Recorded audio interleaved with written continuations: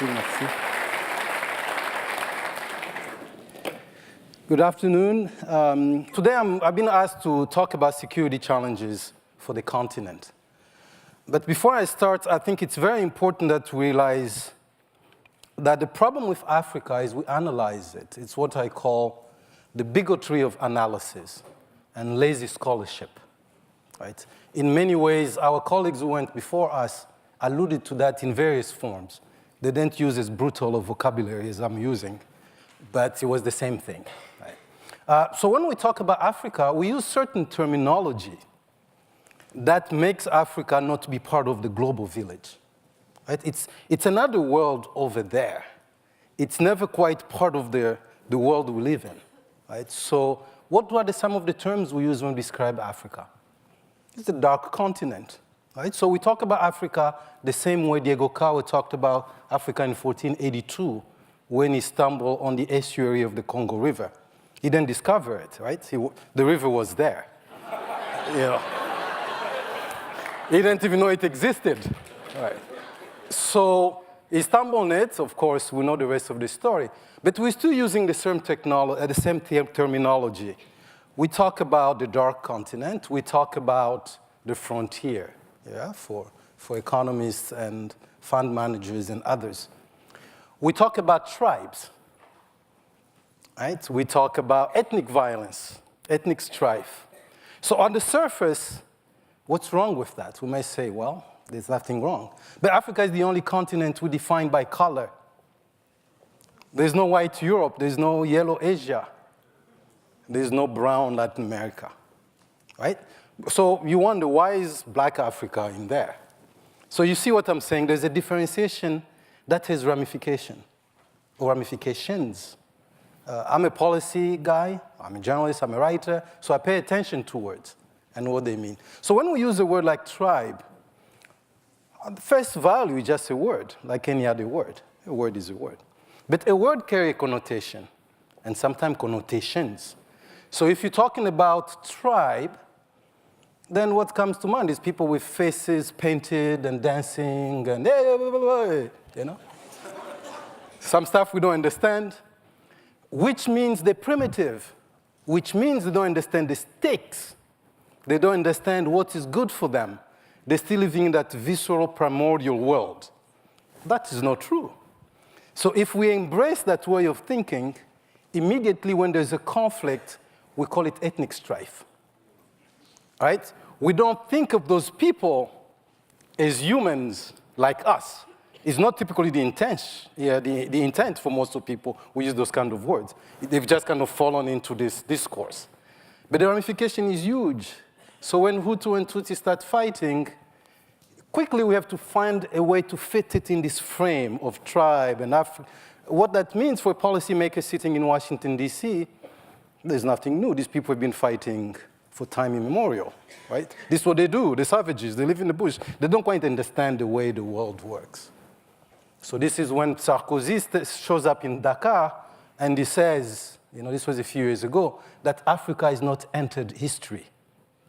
Imagine that. French president, with all the colonial holdings of France. You know, but he says Africa is not entered history. Of course, there was a big brouhaha about that stuff. But if the French president thinks Africa is not entered history, then God forbid, where are we going?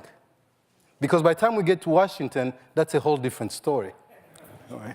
Because that's totally a different planet over there named Africa. So then we analyze the conflict, whatever. I'm just using the history of the Rwanda here, Rwanda with the Hutu and the Tutsi. They've been doing this forever. It's about ethnic. It's about the tall people and the short people, people with longer nose and flat nose. But that's not it. The Tutsis, the Kran in Liberia, in Congo, the Banyamulenge, whatever, everybody else is fighting for the same thing. What humans have been always fighting for. Access to power, controlling the other, access to education, access to resources, no to domination, is the same thing. So what this means is that in order for us to make sense of Africa and understand it, we need to put it in the global space where it belongs. And once we start doing that, we see Africa as we see everything else. The laziness of our analysis disappears. I remember being at school one time, and I met some Spaniard, and he said, the problem with Africa is that you guys have tribes. I say, yeah, we do, but there's no more tribal than Spain. Yeah, he didn't know that I lived in Spain. So the guy's like, what do you mean there are more tribals in Spain? We don't have tribes in Spain. I say, sure, what you call Catalan. Yeah, they refuse to be Spanish. You know, what do you call the Scots? You know, Braveheart is not dead. You know, we're still fighting for our own autonomy in Scotland. When it happened in Scotland, we call it struggle for self-determination. They have referendum. When the Igbo decide we don't want to be part of Nigeria, at least we want a level of autonomy, we say, no, those guys, ethnic violence. Right? There are more Igbos than there are Scots, I can bet you that. Right? But they're still into that tribal framework that I'm talking about. So we don't quite see them as people who know what the stakes are and what is good for them. Right? So we're going to fit them in there. Portugal is a small country. It's not even the smallest province in Congo is about 3 times bigger than Portugal. Yeah, but that's considered a nation. Right? But the Congo people will not be considered a nation by our definition. Yeah. So you look at the UK, for those of you who play soccer, the UK does not go to the World Cup as one country. Yeah, Scotland goes to the UK, to the World Cup as a different flag, you know, white and blue. England goes to the World Cup with the red and white. They all carry the same passport. Right? This is like Texas going to the World Series as Texas. And they will love that in Texas. Right? So you see what I'm saying? The way we talk about these things become very important. People ask you, how many languages do you speak? Or they actually don't say that. They say, how many dialects do you speak? Right? It's very offensive. People don't realize that. But it's like, no, these are not dialects. These are languages. Again, the ramification. People think those words mean the same thing. They don't. A dialect is what you speak in Maine. Right? A dialect of...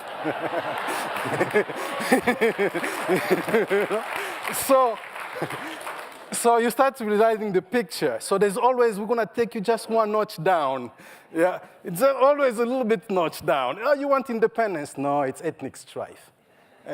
I remember watching CNN and this was during the Kosovo War.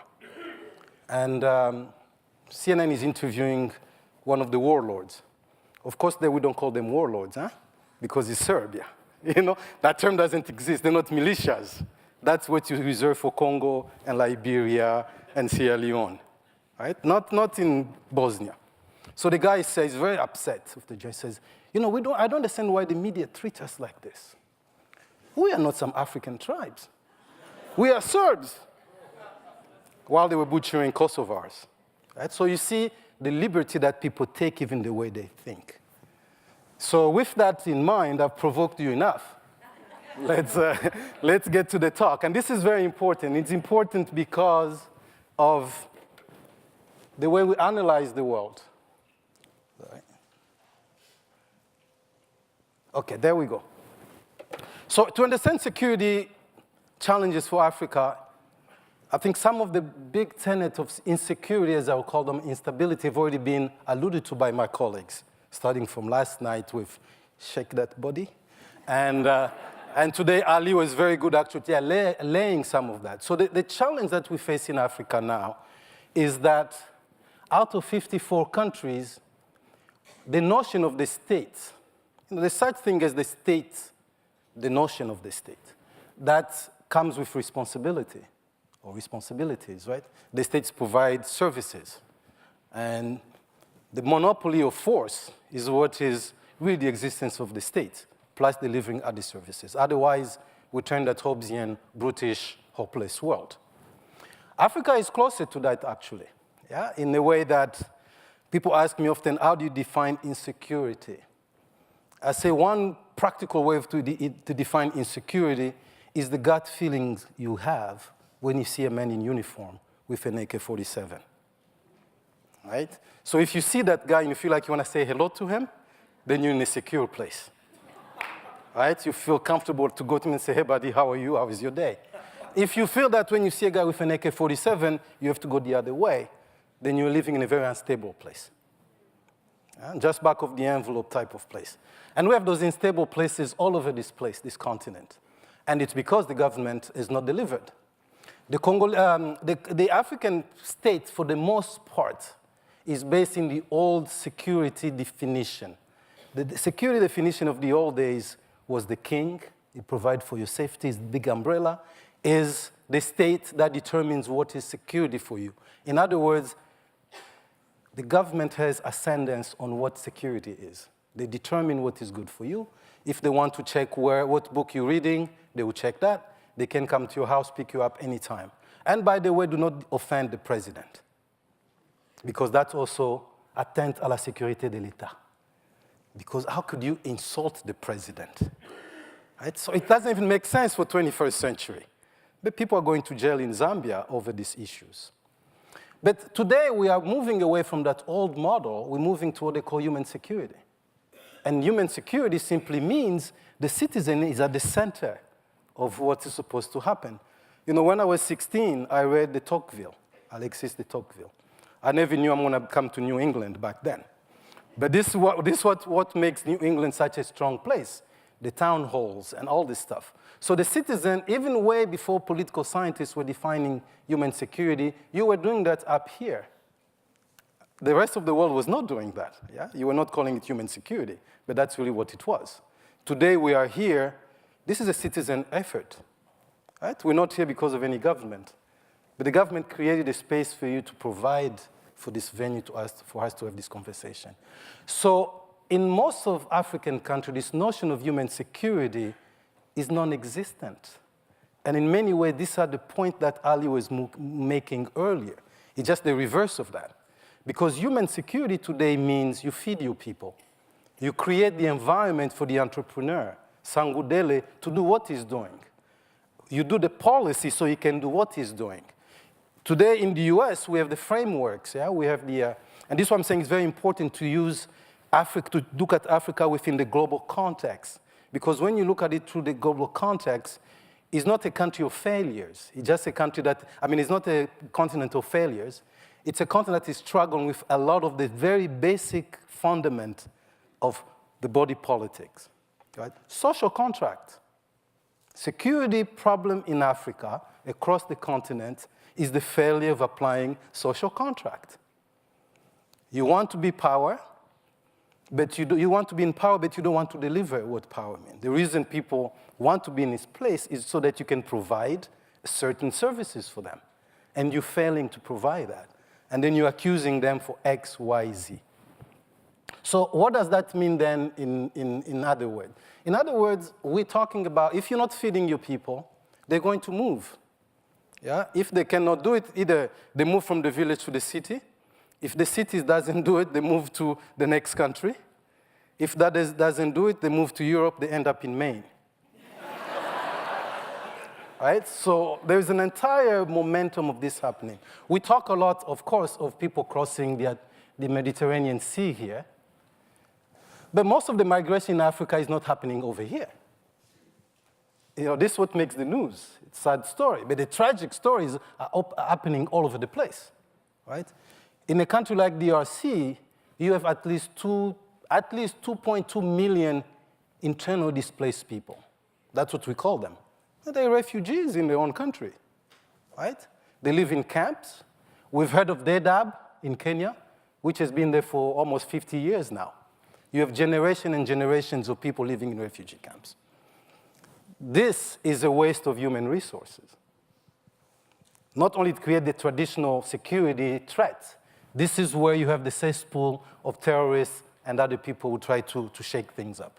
So again, it's a failure of the social contract that lead us to this chaos that we call security. What does the crisis of security mean? It means also that the international community is caught up in a system that in many ways it created itself. but he's not always willing to clean up now, right? Because the failure of a lot of these states dates back, the responsibility, by the way, it's Africans. It's only Africans that can get Africa out of where it is. No matter of, no amount of foreign aid or anything will change that. In fact, I believe the entire NGO industrial complex is a threat to security in Africa. Right? It's a threat to security in Africa because it thwarts local initiatives. It kills local leadership. It is not designed to teach people how to fish. It's designed to give you the fish that you don't even have in your river, right? As Obasanjo once told me at an event in Arusha, he said, you know, you have problem in your country, you have drought, whatever, you failed to solve it. So the international community will solve it. You Nigeria, they bring you wheat from Iowa, right? They don't bring you corn, which you eat already, or sorghum. Yeah, they don't go and say, hey, Tanzania, you're producing sorghum, we're gonna have X amount, we're gonna help the Nigerians here. They bring you wheat, then you start enjoying wheat, but then you don't produce it. Now you have to depend on them for wheat. It's very back of the envelope analysis, but you get the point. Yeah, when people are fighting, the Rwandans, the Congolese, everybody else, we say, okay, we want to bring the UN to get them out of this place, out of the bad place they're in. The UN is not there to solve the problems. The UN is the peacekeeping in terms of the UN is the worst model you can have for bringing security or peace to any country. Nobody serving the military to go die for somebody else. Right? Every military joined the military in his country, well, whether by force or whether by choice, but it is to protect their country. Right? When I joined the Marine Corps, I raised my hand to the square. The oath was to protect the Constitution of the United States. So if I find myself in Afghanistan, whatever George Bush says, my first question is like, why am I here? This is not Canada, this is not Mexico, right? So the space I thought I would be protecting is right here, from Maine, from Vermont all the way to Florida. But then these guys are, 8,000 miles away. So you start getting a lot of issues. You have Pakistanis, you have Bangladesh, you have all these people who show up in places like DRC here. We say we're here to protect you. And the world is spending 1.5 billion on these people every year. But then every time there's a new rebel group, the UN is not there to protect them. So you ask yourself, 15 years later, what is MONUC, what is MONUSCO doing in DRC? Is that the model that the world needs for security? Right? The other security problem, of course, we have is what Africans themselves are failing to deliver. You know, the AU, we have the failure of the states on one level. States have fallen all over the continent. Of course, I don't like that term state failure either. I think most of these states are dysfunctional, right? If you try to kill somebody, you see that the state exists. Right? So people say there's no state in Congo. I say, yeah, go to Ituri, kill somebody. Let me see if somebody will come and arrest you or not. They will arrest you, there's a state. I think if there's a failure of the state, I think in Africa there's only Somalia that's really a failure of the state. But we have, beside the state, we have the supra-state point, which is the AU, which I also believe becomes a serious security threat to the continent. It's a bloated organization that does not deliver. It doesn't function. It works like a humanitarian club. They get the money from donors. So how can you have a regional organization that is funded by donors? When I was in Addis a year ago, I spoke at a workshop there, and as I was looking at the audience, there were all these Africans from various places, and there were a few white people in the audience. And I'm wondering, what country are these people from? It turned out they were New Zealanders. At AU, New Zealand. So they came, they started asking me a bunch of questions, and I was polite, I answered. I'm saying, like, what are you guys doing here? They're like, we're donors, so we follow Congo. New Zealanders at Addis Ababa following Congo because they give money. So you imagine what that means, yeah? This is an organization that was born out of the OAU, which was funded by the founding fathers, the independence leaders of the days, who had different ideas of the world. So, to my friend Sangu, I don't believe in Pan-Africanism. Right? I don't know what it is. It means different things to different people. So when you use that word, please define it, what it means to you. Because I don't believe, because the organization like the AU cannot fund itself. You go to Addis Ababa, you find a nice building. I don't know, 25-story, whatever it is. It is built by a Chinese. It's a gift of China to Africa. So we just had the 2 days here of talking about potential, resources about Africa. 54 countries cannot put together, let's say, the most lavish building. Every country put $10 million. 540 million, what kind of building do you build? I think it'd be stellar, right? But we don't have that. We have money to put in Swiss account and everywhere else, but we cannot build our own state-of-the-art headquarters. So by the time China comes and civil society is trying to fight China, who's going to say anything to China? They turn the air conditioner off in the building, right? So we'll see how you're going to work. Right. So the AU has failed Africa across the board. They just have not delivered. They not deliver on the very basic level. So what am I proposing then, if you say? I'm proposing that we have issues, we have regional organizations. So instead of having this lofty goal of Pan-Africanism, whatever that is, however you want to define it, don't count on me, but however you want to define it, we cannot have it unless we have our houses in order, right? So if Congo is not working, that is the entire region that is paralyzed. I don't care what you say. You can be Rwanda here, make all the noise you want, the region will not take off. Rwanda can make all the system they want, no corruption. This place, Kigali, is not going to make the continent fly, right? Which leads us to the other point. How do we then guarantee security of the region? Social contract, good governance, good politics. Right? When the people are finally represented, then they will have the type of governance that they deserve. President Obama goes to Tanzania and South Africa a couple years ago, and actually and to Kenya as well. He talked about entrepreneurship. Entrepreneurship. Again, this is part of the lazy scholarship and bigotry of analysis. Africans have been entrepreneurial all this time. It's not Obama that's going to bring entrepreneurship to Africa. But what Africa does, Africa cannot entrepreneurship itself out of its trouble, right? You can have all the entrepreneurship you want. You need frameworks. You know, today we're talking about Google and the conflict that Google is facing with the government today. It's always about the framework. What does that mean? Privacy, which is part of our social contract in America. What does it mean to American citizen? Those notions no longer exist in our countries. We've had cycles of dictatorships. We had forgotten even what we stand for in the first place, right? So we count on Ubuntu, our humanity. But our humanity alone is going to take us to where we need to be. Our humanity is not going to create the jobs that Ali was talking about, right? So local, regional organization, I think, are the key. One of the keys, anyway, to moving to the next level. When Greece was facing trouble, and it's still facing trouble, Greece is probably the most entrepreneurial country in the world.